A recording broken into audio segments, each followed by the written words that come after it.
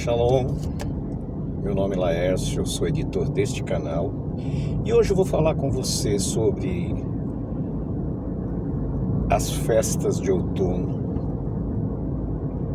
na visão do judaísmo ortodoxo, na visão dos judeus caraítas e na visão do judaísmo messiânico e nazareno. Algumas coisas bem fora do sentido natural, as coisas ilógicas acontecem nesse período.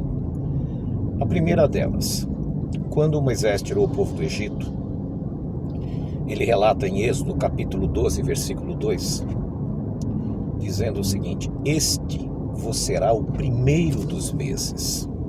Então ele é específico, é claro, objetivo, que o ano novo começaria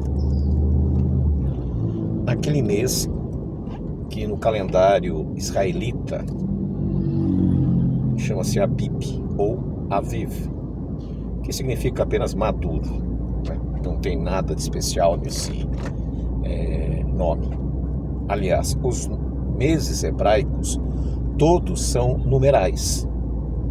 Apenas os judeus que retornaram da Babilônia que trouxeram nomes babilônicos para os meses.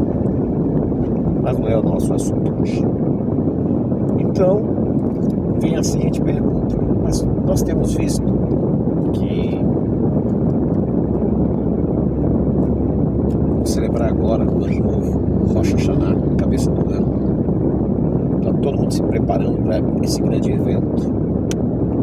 Porém, quando nós vamos para a Bíblia, para a Torá, nós lemos o seguinte, lá em Levíticos 23, versículo 27, lá diz assim: e no primeiro dia do sétimo mês será o dia das trombetas, um dia de alarido, um dia de clamor.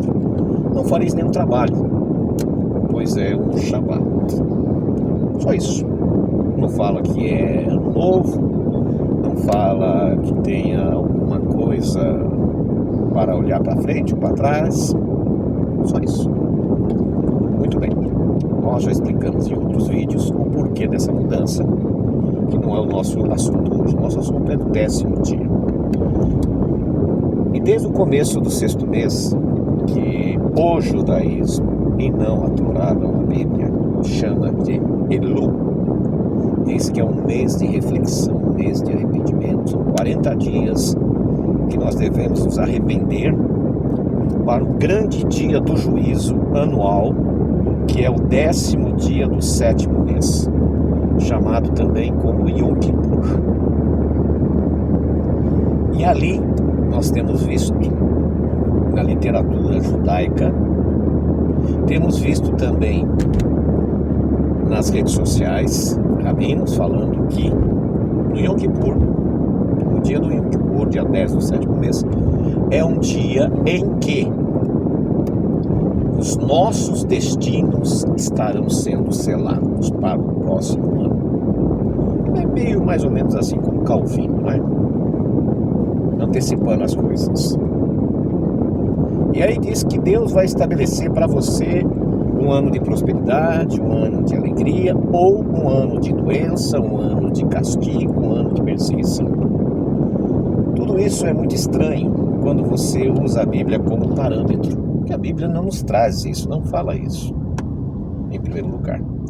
Mesmo no antigo Israel, quando havia ainda a possibilidade de celebrar o dia de Yom Kippur, porque para celebrar o Yom Kippur tinha que ter algumas características, e essas características marcantes dependia de uma novilha vermelha, 2 bodes exatamente iguais que serviriam de Corban, um de expiação e um de Azazel, dependia de um sumo sacerdote e principalmente dependia do compartimento santo com os seus utensílios, inclusive a Arca da Aliança, que Jeremias, antes da destruição de Jerusalém e do templo por Nabucodonosor, Jeremias escondeu essa arca, conforme está relatado em 2 Macabeus.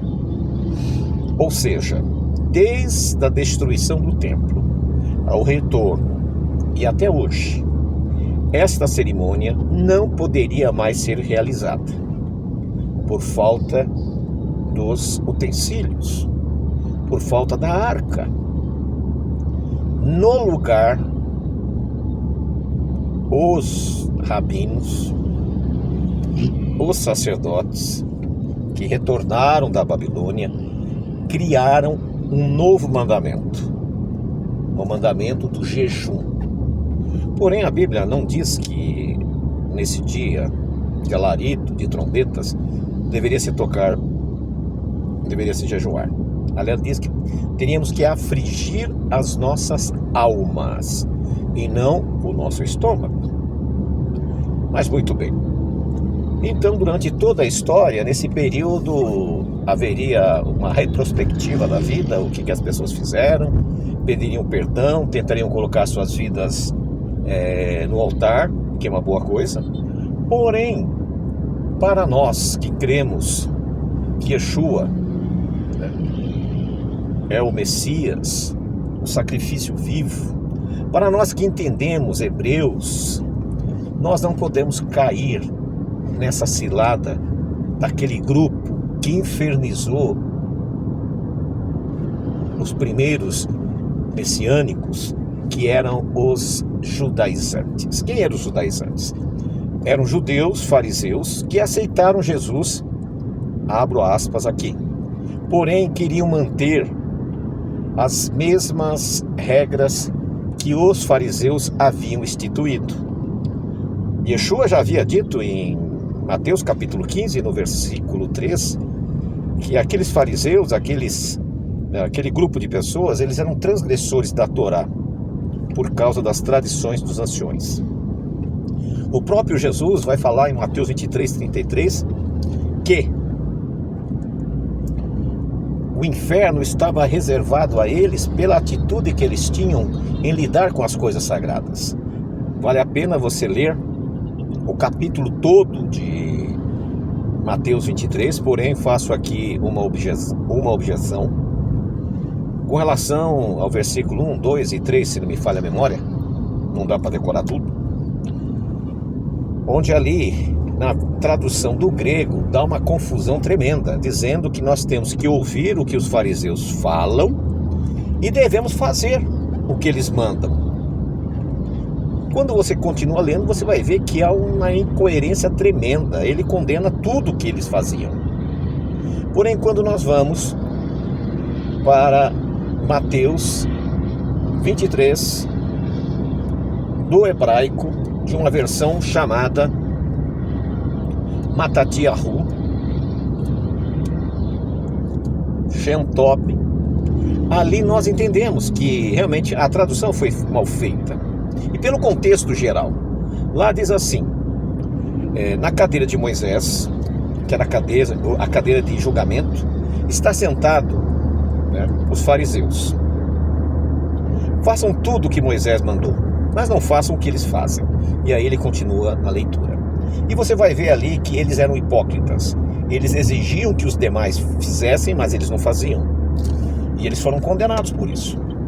E esses judaizantes, eles vão, após a morte e ressurreição de Yeshua e após o nascimento da congregação do deserto, a seita dos nazarenos, assim chamada também, ou a seita do caminho, o que vai acontecer? Eles vão aceitar Yeshua como Messias. Porém, eles vão querer introduzir regras que já tinham sido superadas pelo sacrifício de Yeshua. Por exemplo, o Cordeiro Pascal, o Corban, ele tinha um propósito de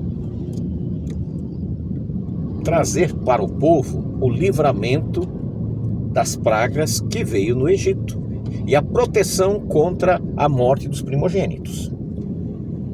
Já o Corban de expiação servia para que seu sangue, aspergido na arca à direita, perdoar os pecados. E o Corban Azazel, que o sumo sacerdote colocava sobre a sua cabeça as mãos simbolicamente, passando para ele os pecados da nação, e era tirado e levado para fora do do arraial, como tirando o pecado do meio do povo, também simbolizava Yeshua. Existe aí uma religião, uma igreja sabatista que diz que Azazel era o diabo, né? Eles acreditam que o diabo ajudou no plano da salvação. É uma confusão teológica, não vem ao caso. Os dois corbãs, os dois bodes, representavam o Messias. E ele cumpriu esse mandamento. E não há necessidade mais de se cumprir. Em Atos 15 nos relata que os apóstolos estavam tendo um problema grave, principalmente Paulo e Apolo, com esses judaizantes que queriam trazer todas aquelas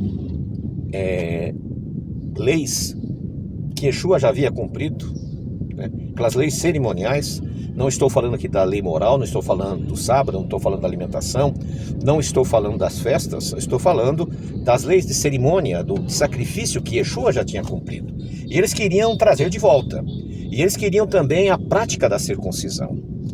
E ali em Atos 15 você pode analisar, avaliar você mesmo, e você vai ver que é tomada uma decisão que não poderiam ser exigido desses novos conversos, uma coisa que nem eles, os apóstolos, estavam cumprindo, porque já tinha acontecido, e era um peso, um fardo desnecessário.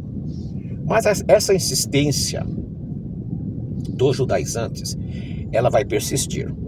Quando Yeshua, por volta do ano 99, mais ou menos, vai ter com João na ilha de Patmos, João vai ser o seu escriba, então ele vai trazer para João algumas revelações. E entre essas revelações, no capítulo 2, versículo 9, ele vai dizer o seguinte, que aqueles indivíduos são da sinagoga de Satanás.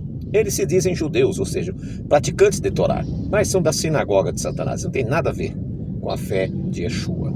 E nós vamos ver também no capítulo 3, no versículo 9, o mesmo assunto, dizendo que aquilo ali eles se dizem judeus, mas não são sinagoga de Satanás. Lá em Mateus ele fala que eles eram hipócritas, né? Que o inferno, o lago de fogo estava reservado para eles.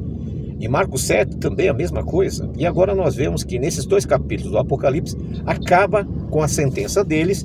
Em Atos 15 já tinha encerrado esse assunto de Yom Kippur, encerrado esse assunto de circuncisão.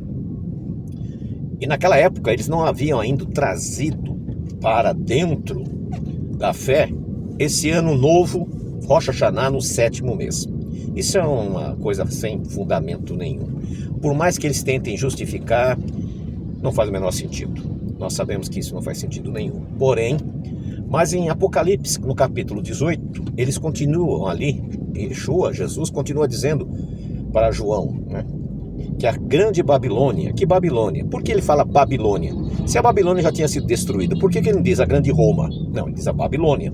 Porque é justamente os ensinos da Babilônia que eles trouxeram que estavam atrapalhando a obra de Deus. E que o povo deveria sair de lá. Sai dela, povo meu. Caiu a grande Babilônia. Ou seja, nós desmascaramos esta religião falsa e vocês devem sair daí, no versículo 4. E continuando a leitura, vai dizer que eles vão chorar e plantear porque ninguém mais compra as suas mercadorias, as suas mentiras. E agora nós vemos que na Techuvá, ex-pastores, ex-pessoas comuns, têm se auto-intitulado Rosh. Outros são mais audaciosos, têm se intitulado rabinos e têm espalhado heresias judaizantes na internet. Não caia nessa mentira. Eu sei que está longo esse vídeo, mas eu sei que ele pode mudar a tua história. Não caia nessa mentira, isso é uma fantasia. Yeshua já pagou o preço. Nós não temos que fazer esse Yom Kippur da maneira que ele faz. Aí você vai perguntar, mas espera aí, como é que a gente vai fazer? A Bíblia é clara, ali diz que é um Shabat. E é um Shabat para afligir a alma. O afligir da alma é uma reflexão de tudo que nós temos feito. Para quem tem nos acompanhado nos nossos vídeos, eu sempre falo do checklist. Você tem que fazer um checklist na sua vida, sabe? ver os princípios e mandamentos que você tem cumprido e os princípios e mandamentos que você, por um motivo ou outro, não tem cumprido. E você vai dar a resposta. Você vai dizer, olha, nós não cumprimos esses mandamentos por esses motivos. Por que você não está cumprindo? E você vai fazer um propósito de conseguir cumprir. Porque o que adianta você ganhar o mundo e perder a sua salvação? Nada, né? Outra coisa, trombetas, primeiro dia do 7º mês, não é ano novo, é um dia de sonido, um dia de nos recordar dos livramentos de Deus, nos recordar que as 7 pragas vão cair e lembrar que vai ser através do som das trombetas que Yeshua vai voltar para reinar e estabelecer seu reino. Esses movimentos que se auto-intitularam judaísmo messiânico, judaísmo nazareno, são falsos. São os antigos fariseus judaizantes que querem introduzir doutrinas que são doutrinas de demônios. Em Deuteronômio capítulo 4, versículo 2, ele é bem claro que nós não poderíamos, criar mandamentos e nem tirar. Por isso que você, que é uma pessoa que se chegou até aqui, para poder avaliar tudo que foi dito, faça a sua escolha. Josué teve um problema sério com os israelitas. Ele disse, eu e minha casa vamos servir ao Senhor. E hoje eu posso dizer a você, como é que você está fazendo? Você está servindo ao Senhor ou você está servindo a si mesmo? Que você possa refletir melhor. Se você já é nosso inscrito nesse canal, deixe seu like. Se você não gostou, não aprovou, deixe o dislike. Na parte de comentários, é fundamental para nós o seu comentário. Se você achou que esse vídeo foi importante, compartilhe com as pessoas. Ajude a salvar pessoas. Porque é um absurdo a pessoa achar que no dia do Yom Kippur Deus vai decidir o seu futuro. Se você vai ser pobre, vai ser rico, se você vai viver ou vai morrer. Isso é antibíblico. Shalom, shalom.